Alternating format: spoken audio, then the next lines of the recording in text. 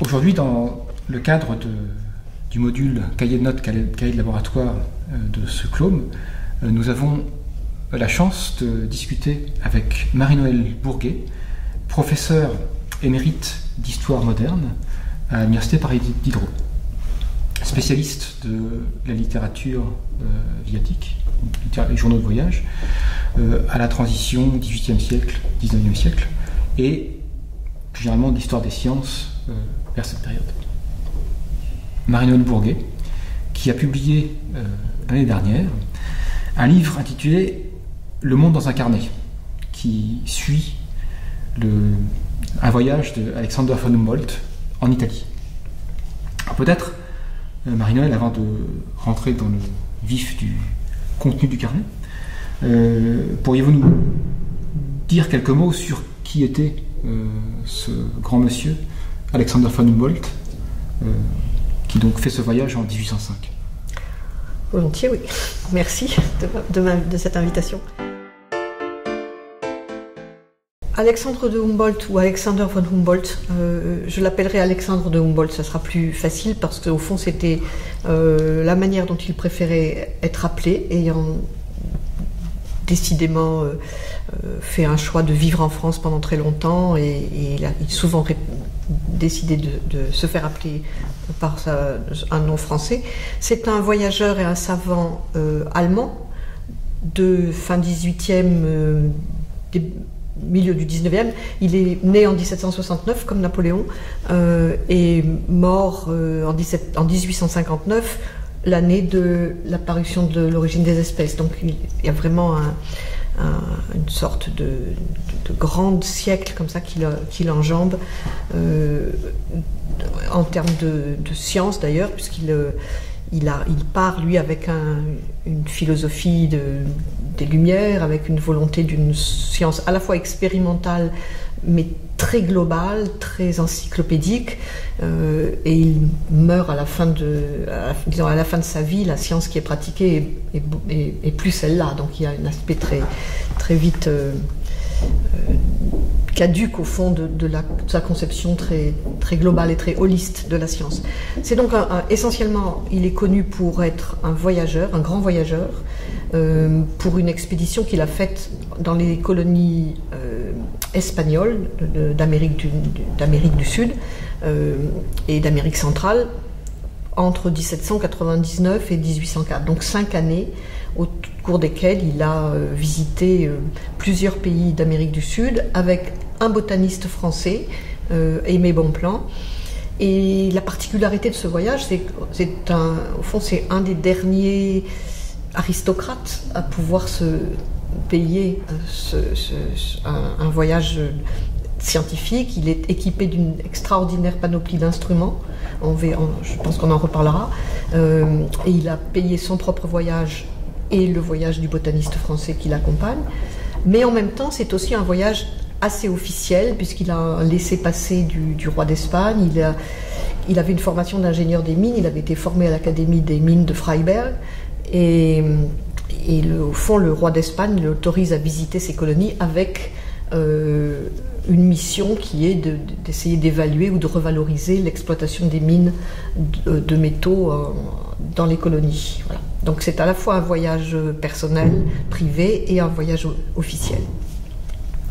Et ensuite, donc il est connu pour ce voyage, et par exemple pour quelque chose auquel il a laissé son nom, c'est le courant Humboldt, qui est ce courant froid qui longe le Pacifique, qui est le symétrique du Gulf Stream de l'autre côté, et qui longe la côte pacifique de l'Amérique, et qu'il a identifié en plongeant son thermomètre pendant qu'il naviguait le long de la côte. Ensuite, quand il rentre en Europe, il fera d'ailleurs un autre grand voyage beaucoup plus tard, à la fin des années 1820, en Sibérie, pour le compte de l'empereur, enfin avec l'autorisation de l'empereur, mais un voyage plus bref qui dure moins d'1 an.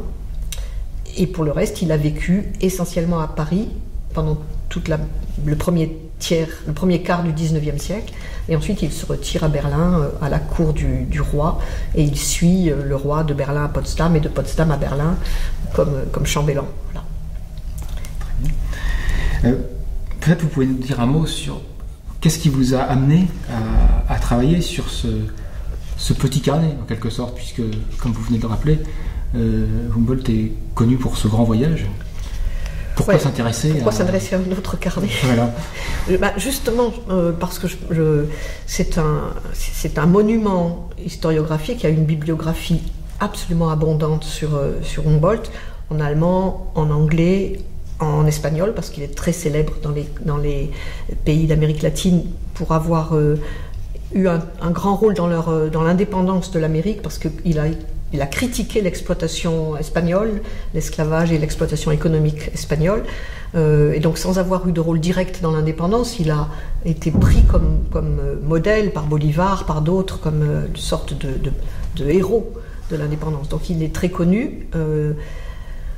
Beaucoup moins en France, où son œuvre, la bibliographie est beaucoup moins abondante, mais disons, c'était quand même un massif historiographique énorme à aborder, et auquel, au fond, j'avais pas nécessairement envie de rajouter ma petite pierre, sinon en trouvant un pas de côté. Et c'est un petit peu un hasard que j'ai trouvé ce carnet qui se trouve relié avec les autres manuscrits de ces journaux de voyage en Amérique, et qui m'a surpris justement parce qu'il est relié avec les journaux américains alors que c'est un journal d'Italie, un voyage d'Italie, parce qu'il parle d'Italie alors que Humboldt n'est pas du tout célèbre pour avoir fait un voyage en Italie.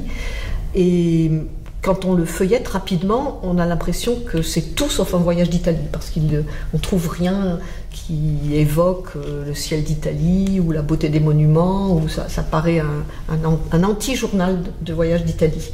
Et donc il m'a intriguée, et je me suis un peu donné le défi au fond d'essayer de comprendre que fait un voyageur quand il fait autre chose que simplement voyager, au fond, puisque on a l'impression que ce n'est pas un journal de voyage au sens classique du terme, de ce qu'on attend.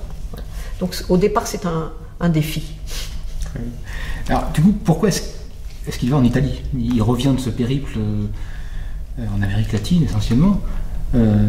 Il reste quelques mois à Paris, il repart en Italie. Oui. Pas pour voir les monuments. Alors, c'est justement la question que je me suis posée, c'est pourquoi il repart si vite, et pourquoi en Italie? Alors, il y a une raison, il y a une mauvaise raison, qui est celle qu'il donne au roi de Prusse pour justifier de ne pas revenir tout de suite à Berlin. Il lui dit, j'ai des rhumatismes, mon voyage m'a fatigué, je me suis habitué à la température des tropiques, il n'est pas question que je rentre tout de suite à Berlin, donc j'ai besoin d'un petit détour par le climat d'Italie. La vraie raison, disons, c'est qu'il veut voir son frère, qui à ce moment-là, Guillaume de Humboldt, qui est ambassadeur pour la Prusse auprès du Vatican, à ce moment-là, donc qui réside à Rome. Et notamment parce qu'il apporte à son frère des vocabulaires et des grammaires amérindiennes. Son frère est un linguiste qui s'intéresse aux langues, et il lui rapporte des documents, et il ne l'a pas vu depuis 6 ans, donc voilà, il veut revoir son frère. Pour le reste, il ne dit rien des raisons qui le poussent à partir en Italie, sinon cette raison-là. Et le reste, c'est ce qu'on découvre en étudiant qu'est-ce qu'il a fait en Italie. Donc, je signale, on ne va pas vendre la mèche, mais il faudra lire le livre pour comprendre toutes les raisons profondes qui poussent Humboldt à faire ce voyage. Le bouquin est tout à fait passionnant de ce point de vue-là. Mais on va se focaliser sur ce qui correspond au sujet du module cahier de notes, cahier de labo. Donc, dans ce carnet, on va trouver quoi, concrètement?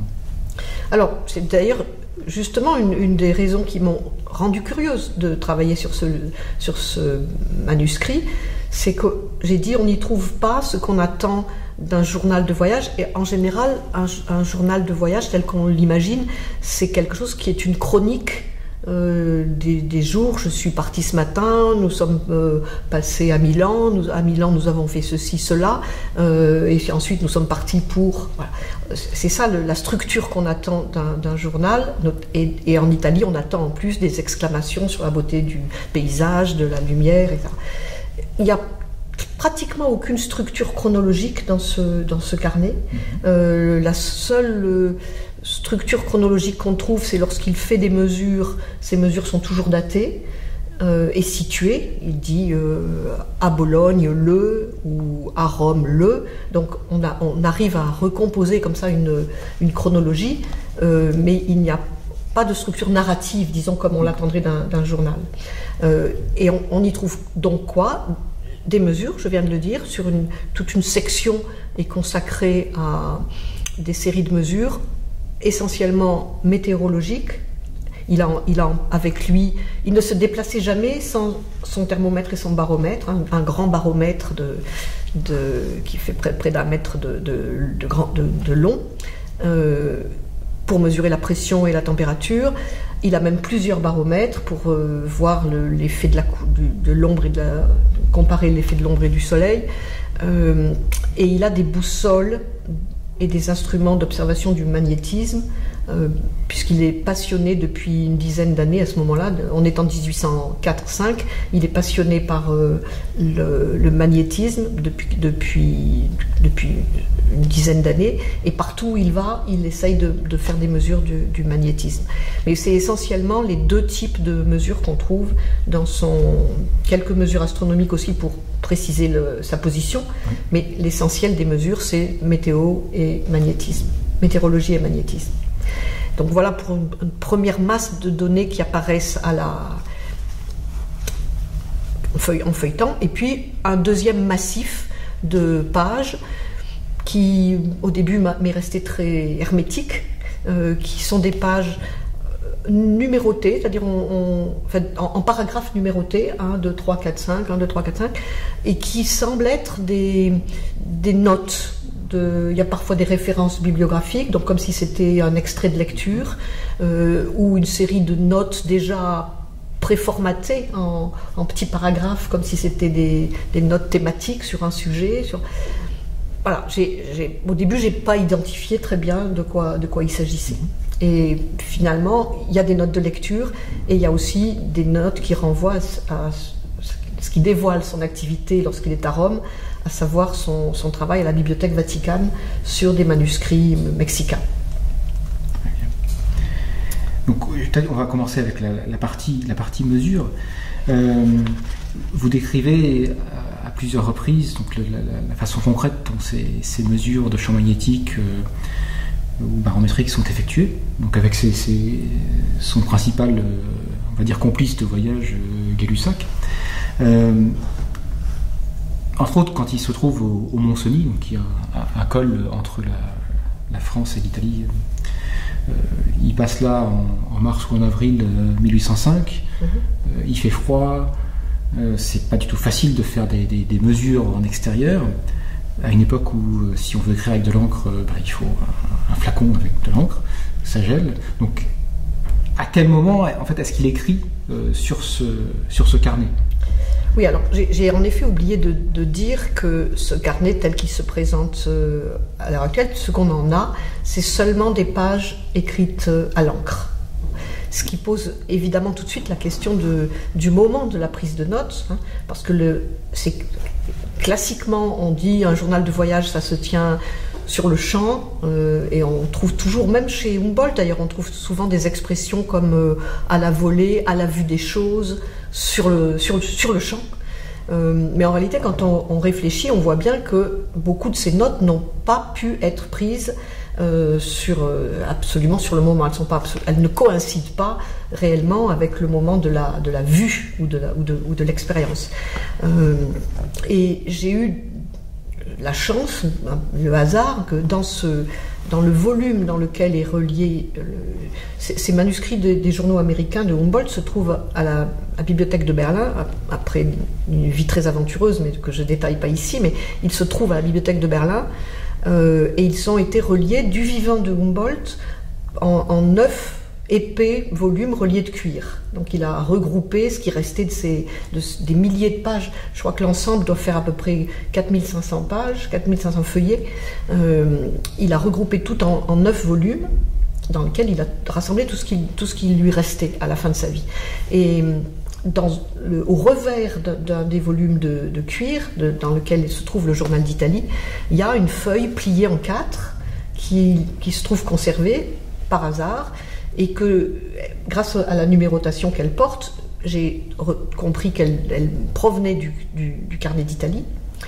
Et c'est une feuille qui, elle, est écrite au crayon à papier, et non pas à l'encre, et qui correspond à une page du carnet où ces mêmes données, pas tout à fait les mêmes d'ailleurs, mais ces données sont recopiées à l'encre, ce qui suggère que lorsqu'il faisait des mesures, il y avait une première étape qui était l'enregistrement presque le plus concomitant possible avec l'information, avec l'observation qui était faite au crayon, et ensuite recopié, et c'est pas toujours facile de savoir combien de temps s'est déroulé entre le moment de la prise de notes et le moment du recopiage. Ce qu'on note en revanche, c'est que ce laps de temps est un temps au fond de travail déjà, de sélection. C'est-à-dire, sur la feuille de papier, il y a une ou deux mesures qui sont barrées, qui ont été barrées sur le moment.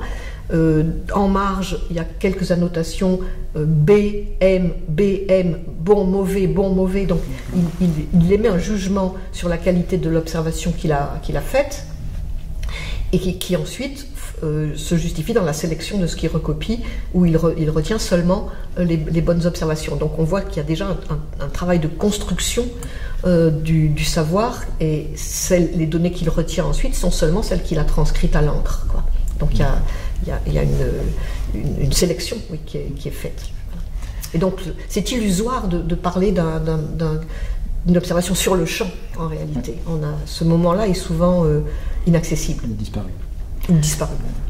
Et une petite précision pour ces notes qui portent sur les mesures effectuées, elles sont essentiellement écrites en français.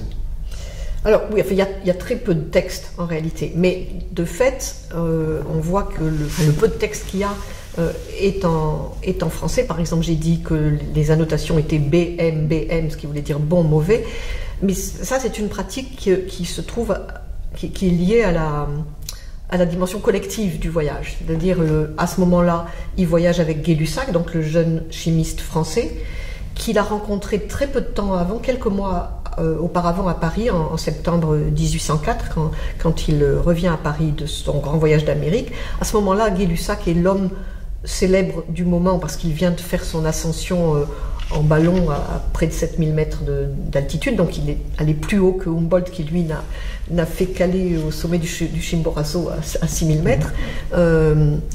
Et leur premier rapport se passe d'ailleurs pas très bien, parce que Gay-Lussac est très critique à l'égard d'un article que Humboldt avait publié sur l'analyse de l'air, qu'il juge non minutieux, non, expérimentalement pas très soigneux.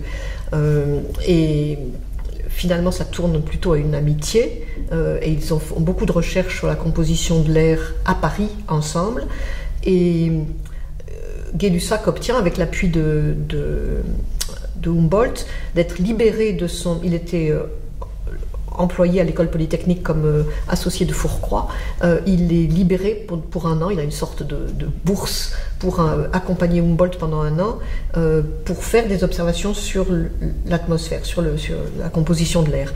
Donc ils voyagent ensemble, et très nettement, on voit que lorsque Humboldt voyage, comme ça s'est produit dans ses journaux américains, il écrit de plus en plus français à mesure de l'expédition américaine, parce qu'il est avec Aimé Bonpland et il parle français, et donc il note en français. Et là, on voit que c'est le cas. On voit que les expériences et les mesures, ils montent les protocoles ensemble, ils mesurent ensemble. L'un tient le chronomètre, l'autre regarde à la lunette.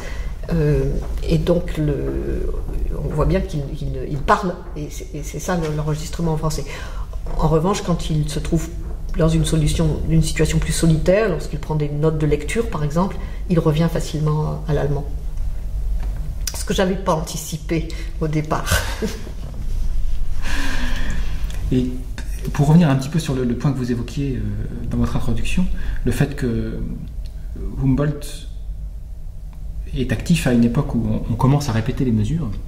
Il y a un aspect intéressant que vous mentionnez dans le livre, le fait que quand il ne peut pas répéter les mesures à cause des conditions météo, il va aller chercher dans la littérature si d'autres personnes ne sont pas passées avant lui au même endroit pour faire les mesures qui vont lui manquer. Et là, on voit les traces de ces lectures dans le carnet. Et est-ce qu'on a une idée de quand ces ajouts, en fait, ou ces références bibliographiques ont été obtenues? Non, enfin, elles sont faciles à retrouver parce qu'il donne les références. Et il cite des mesures de voyageurs qui ont précédé, qui sont passés au Mont-Cenis avant lui, la Condamine dans les années 1750, Saussure dans les années 1780. Donc, le moment où il a copié ces mesures, c'est quand il a eu accès au livre, à Rome ou dès son retour à Berlin. Ça veut dire c'est des ouvrages qui sont facilement accessibles, puisque, par exemple, dans le cas de la Condamine, c'était publié dans les journaux de l'Académie des sciences, mais je ne sais pas à quel moment il a rajouté ces lectures. Peut-être à Rome, peut-être plus tard. C'est pas tout à fait la même encre, c'est pas tout à... Pour ça, il faudrait une analyse codicologique très poussée pour pouvoir dater l'encre. Mais disons, dans la mesure où c'est des documents imprimés facilement accessibles, il a pu le faire assez vite.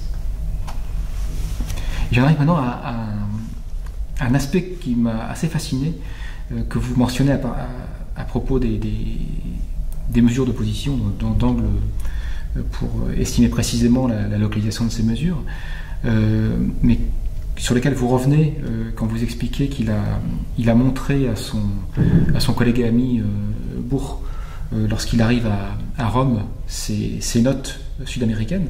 Donc le fait que ce cahier de notes n'est pas destiné à sa consommation propre, entre guillemets, oui, mais va être partagé avec ses collègues. Oui, tout à fait. Alors, il y a plusieurs niveaux de collectif, là. C'est-à-dire qu'effectivement, il y a le fait que Humboldt ne se sent pas capable de tout maîtriser dans les sciences de son temps, et notamment l'astronomie. Et il compte sur des astronomes plus compétents que lui pour interpréter ces données, ou pour, lorsqu'il a fait des observations d'éclipses, par exemple, essayer de calculer le moment précis.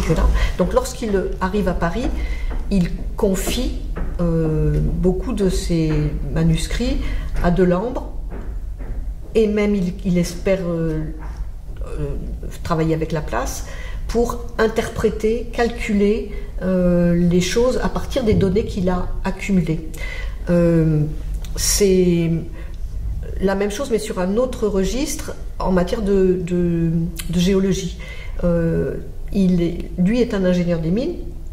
Il est passionné par la structure de la Terre, et notamment ce qui est en débat encore dans les années 1800 sur la nature des volcans, sur la nature du volcanisme. Quelle est la nature du volcanisme? Il sort d'une école allemande qui pense que le volcanisme est d'origine marine. Enfin, c'est un phénomène qui est né... Enfin, toute la Terre est née de la mer, et le feu est un accident local, mais il n'y a pas de feu central, et tandis qu'il y a d'autres théories, c'est les neptuniens, tandis qu'il y a des théories plutoniennes qui pensent déjà à l'existence d'un feu central.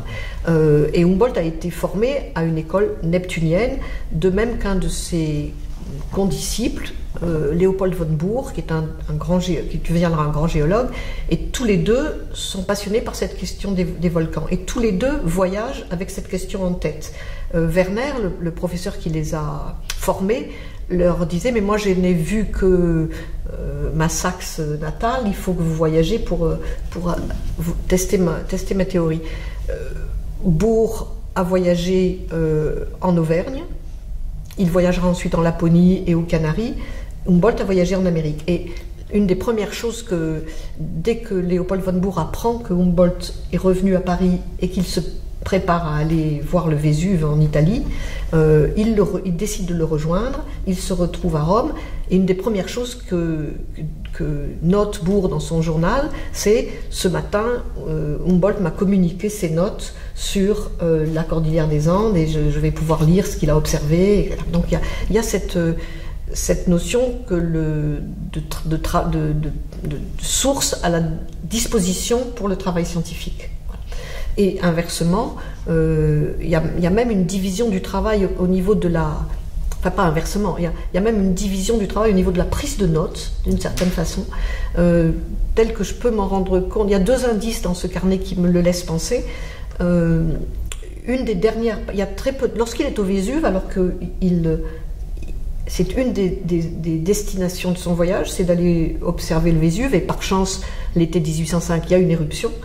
Donc tous les deux y vont, et or il y a très peu de notes dans le carnet de Humboldt sur le Vésuve, et les notes qu'il y a, elles sont indiquées extraits du manuscrit de Bourg. Donc comme il avait au fond délégué la tâche de la prise de notes à Bourg, et il se contente de recopier ces données, de même qu'il lui a communiqué ses propres observations. Inversement, il laisse à Bourg la place de noter. C'est la même chose au Mont-Cenis, où Gay-Lussac et lui font des expériences de mesure pour essayer de décomposer l'air. Il le transforme en eau, il essaie de mesurer le volume qu'ils obtiennent pour tester la composition en oxygène et hydrogène.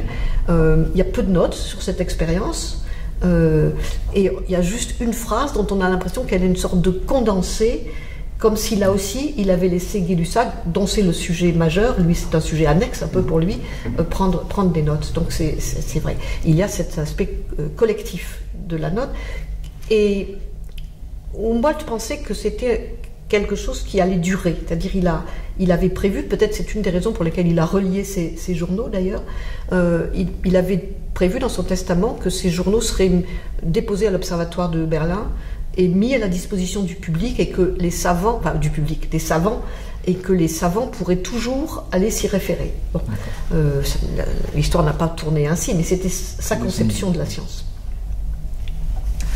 Et donc là, on vient de discuter de cette partie que, ayant un passé d'expérimentateur, j'aurais tendance à voir comme un cahier de labo. Le labo est mobile, mais néanmoins on retrouve le type d'information qu'on va trouver dans un cahier de laboratoire. Et quand il arrive à Rome, tout d'un coup le style du carnet change, et le sujet dont il traite change aussi. Oui, alors ça c'est un phénomène d'ailleurs qu'on trouve un peu partout dans ces carnets, même lorsque ils sont un aspect plus journal. En Amérique, par exemple, la nature des cahiers, la nature de la prise de notes change souvent lorsqu'il arrive dans une ville, parce que tout simplement les lieux ne changent plus. Donc il y a un aspect de scansion du déplacement qui disparaît au profit d'une prise de notes qui est liée à une diversité d'activités, ou pas nécessairement autant à la chronologie. Donc là, la chronologie disparaît complètement. Elle est difficile à reconstituer, je vous l'ai dit, puisqu'elle est simplement marquée par les mesures, mais on arrive à la reconstituer. À Rome, elle disparaît quasiment complètement. Il y a quelques rares mesures ou des notations comme le 16 juin dans le parc de la Villa Borghese, ou des choses comme ça, mais c'est vraiment très très ténu comme scansion temporelle. Et en revanche, c'est des séries de notes. Et même 2 séries de notes. Il y a une série de notes qui est pas dans ce carnet, que j'ai retrouvé un petit peu par hasard en feuilletant les autres, qui est parce qu'il fait des renvois. Il y a toute une série de notes qu'il prend à Rome, qui se trouve pas dans ce petit cahier, pas dans ce petit calepin de poche, mais dans un grand registre, un cahier in folio, qui est un cahier qu'il avait commencé à Mexico. Et là aussi, à Mexico, il a résidé sans beaucoup voyager pendant près d'1 an. Et pour certaines notes, il avait donc pris ce grand registre où il avait plus de place pour noter les notes qu'il prenait dans les archives de la vice-royauté, ou les notes qu'il prenait sur les archives précolombiennes auxquelles il a eu accès là-bas. Et au fond, à Rome, quand il se retrouve avec ce même thème en tête, de s'intéresser aux manuscrits, au codex précolombien qui se trouve conservé à la Bibliothèque Vaticane, il revient à ce grand cahier, au fond, dans une sorte de continuité. Et donc il y a 2 séries de notes, des notes dans son petit calepin et des notes dans le grand cahier, sur ces sujets des codex mexicains. Donc si je comprends bien, il va en fait utiliser va dire, deux stratégies pour organiser ces notes. D'une part, il y a des cahiers séparés, plus ou moins thématiques, mais au moins pour le petit carnet dont on a discuté jusqu'à présent, quand il est à Rome, il est amené à prendre des notes sur différents sujets. Comment est-ce qu'il va organiser ces notes? Comment est-ce qu'il s'y retrouve ensuite? Alors, c'est vrai qu'on est quand même dans une époque, on oublie trop facilement, où le papier est cher, le papier est lourd aussi, puisqu'il voyage avec ses papiers. Depuis Paris, il a quitté Paris avec tous les manuscrits rapportés d'Amérique, donc il a avec lui tous ses journaux américains, puisque la preuve c'est qu'il reprend un de ses volumes pour le continuer. Mais l'économie de papier est quelque chose d'important quand même. Et il a en effet une technique de prise de notes, on peut dire à la suite, au fil de la plume, qui est que, mettons que pendant une journée, il travaille à la Bibliothèque Vaticane sur un codex, il prend des notes, comme il peut, enfin, il essaye de déchiffrer à sa façon, il prend 3 pages de notes, et puis il arrête, et le lendemain il fait autre chose, ou il n'a pas l'occasion de retourner à la bibliothèque, il fait autre chose, il prend d'autres notes, parce qu'il lit chez son frère, il prend d'autres notes de lecture sur d'autres sujets. Il ne se préoccupe pas du tout de faire de rupture, il continue la numérotation des paragraphes, et simplement lorsqu'il reprend son travail à la Bibliothèque Vaticane, il ajoute au bas de la page où il s'est arrêté pour les précédentes notes, voire, mettons qu'on en est à la page 29, et que ça recommence à la page 35, à la page 29 il dit voir page 35, et à la page 35 il dit voir page 29. Donc ça lui permet de circuler et en même temps de continuer au fil de la plume. Et ça, c'est quelque chose qu'on trouve comme une sorte d'organisation. Son frère fait pareil. Il y a ce souci d'économie de papier, au fond. Et quelque chose qui pourrait... Et d'économie de papier, et en même temps, de ne pas savoir combien de pages il faut garder pour les notes qu'on va faire. Donc c'est aussi... parce qu'un carnet, c'est rigide. Je ne suis pas sûre, d'ailleurs, que le carnet était lui-même... déjà constitué. Il était probablement seulement constitué de feuillets qu'il avait, parce qu'il fabrique lui-même ses carnets. C'est pas des carnets qu'on achetait dans le commerce. On fabriquait ces carnets avec des feuilles qu'on pliait et qu'on cousait. Donc très probable, c'est pas sûr que le carnet lui-même était déjà relié, mais simplement constitué de plusieurs feuillets pliés en 12 ou en 8 et qu'il a cousu ensemble après. Mais on ne sait pas au fond combien de pages on va avoir besoin, donc c'est mieux de continuer à la suite. Et de ce point de vue-là, l'organisation des notes et comment on peut retrouver une espèce de continuum à partir de choses qui ont été collectées de façon disparate, vous expliquez que une fois revenu à Berlin, une de ses premières tâches, ça va être de fabriquer d'écrire un index général de ces cahiers américains et de ce carnet. Oui, alors c'est effectivement ce qu'il commence. Je dis ce qu'il commence parce qu'on a l'impression que c'est une tâche inachevée d'une certaine façon, comme souvent les index. Mais ce qui est intéressant, en effet, c'est qu'il prend tous ces manuscrits américains et le journal d'Italie, qu'il indexe à partir de ses propres catégories, ce qui résume la présence de l'Italie au seul passage romain, c'est-à-dire au seul passage où il parle de l'Amérique, ou alors certains passages du carnet, par exemple lorsqu'il est à Tivoli ou lorsqu'il visite les sources sulfureuses qui sont près de Tivoli, il fait une comparaison avec la façon dont Mexico est construite sur des îles, sur des herbes flottantes. Mais au fond, les seules choses qu'il retient dans l'indexation du journal d'Italie, c'est les parties qui explicitement font le lien avec l'Amérique, ce qui montre bien que c'était ça qu'il avait en tête aussi. Il visitait pas l'Italie proprement dite, il constituait du matériau dont il avait besoin pour travailler ce qu'il avait rapporté d'Amérique. Et un aspect qui pourrait paraître un peu étonnant aux lecteurs non avertis comme moi, en fait, hein, quand j'ai commencé à attaquer votre livre, c'est que dans ce carnet, il y a très peu de schémas ou de dessins, alors que dans ces cahiers américains, il a un recours fréquent à des croquis assez précis, en fait. Donc c'est pas qu'il ne sait pas dessiner et qu'il en est incapable, c'est vraiment le sujet qui le préoccupe, qui fait qu'il a adopté telle ou telle stratégie de... Oui, c'est vrai, parce que au fond, les dessins qui sont dans les journaux américains concernent essentiellement la faune et la flore. Or là, ils ne s'intéressent pratiquement pas à la végétation en Italie, ou bien des cartes, lorsqu'il y a une partie, non pas exploratoire en Amérique, mais disons, il a précisé la position de nombreux points géographiques en prenant des mesures, et donc il trace des cartes. C'est comme ça qu'il fait le travail sur la jonction de l'Amazone et de l'Orénoque, qu'il découvre ce canal naturel. Donc là, il trace des cartes, donc il y a cette dimension.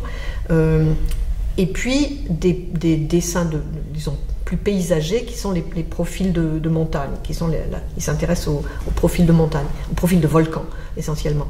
Et on n'a aucun dessin dans le carnet d'Italie, alors que cette question de la forme des montagnes l'intéresse beaucoup, puisque il a apporté avec lui ses dessins et qu'il a confié à des dessinateurs romains ou des dessinateurs allemands présents à Rome, parce qu'il y a beaucoup d'une colonie d'artistes allemands présents à Rome, et qu'il profite du milieu social qu'il rencontre chez son frère qui a un salon très actif, etc. Et il confie à des peintres allemands ou italiens de transcrire ces croquis en planches pour les vues des cordillères qu'il prépare alors, et qui sont souvent marqués, gravés, dessinés à Rome, dessinés sur place par M. de Humboldt, et peints et gravés à Rome par Gmelin ou divers peintres allemands.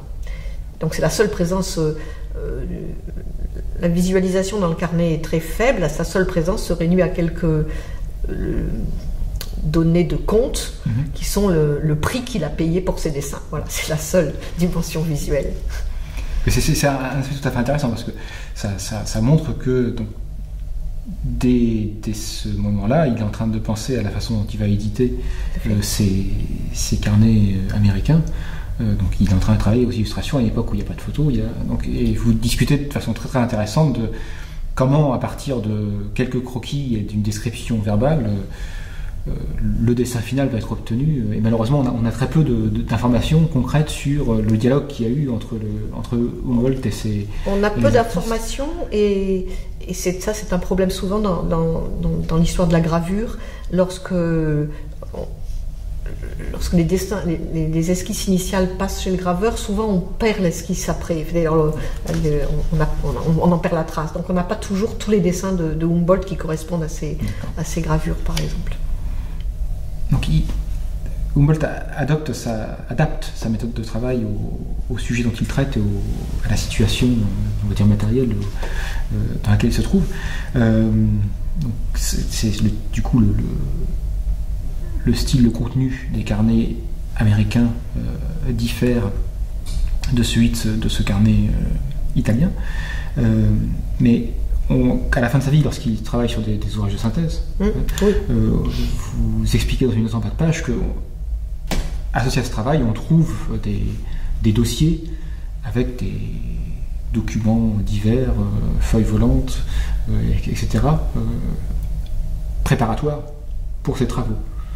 Ce qu'on a pu découvrir, enfin, ce que j'ai un petit peu décrit dans le cours à propos d'érudits comme Gessner, qui passaient leur vie à amasser en collant des petits extraits dans des livres. Oui, mais il continue tout à fait, il reste tout à fait dans cette tradition. Humboldt est quelqu'un qui aurait été très heureux avec des liens hypertextes, mais voilà, il n'arrive pas à ça, et donc il accumule, il découpe dans ses propres carnets ou dans les journaux ou dans les livres. Il y a des tas de coupures de journaux. Comme il lui faut beaucoup d'informations, par exemple, pour faire lorsqu'il fait ses moyennes c'est l'inventeur des lignes isothermes. Oui. Donc quand il essaye de compiler le maximum de mesures de température possible, il en découpe de tous les côtés et il accumule ça, et effectivement la fabrication du livre de Cosmos est cette espèce de patchwork fait à partir de cette espèce de patchwork où il lui faut il rajoute toujours des notes qu'il colle les unes après les autres. Ça donne d'ailleurs dans son écriture, dans Cosmos et déjà dans les autres œuvres, dans le journal par exemple, une interminable tendance à l'accumulation de notes, parce que ces petites notes de lecture rajoutées, ça devient des notes, et donc il y a des aspects interminables de notes qui se rajoutent les unes après les autres, et c'est comme ça à Mexico, mais j'ai lu que à Rome c'est comme ci, ou à Pékin c'est comme ça, donc il y a une espèce de faute d'autres moyens techniques, lui met ça en note de bas de page, quoi. Voilà. Je pense qu'on a bien couvert la partie, on va dire, technique de la prise de notes dans le carnet italien chez Humboldt. Le livre ne se résume pas du tout à ça. Il faut, juste pour le chapitre 7, en fait, il faudrait le lire. Un antidote contre l'autisme culturel dont on est victime à l'heure actuelle. Donc on peut proposer à nos étudiants, spectateurs, comme exercice pour ces interviews, en fait, de se procurer le livre et de lire le chapitre 7. Voilà, donc je vous remercie de nous avoir accordé cet entretien. Merci à vous. Et d'avoir écrit ce super bouquin. Merci à vous.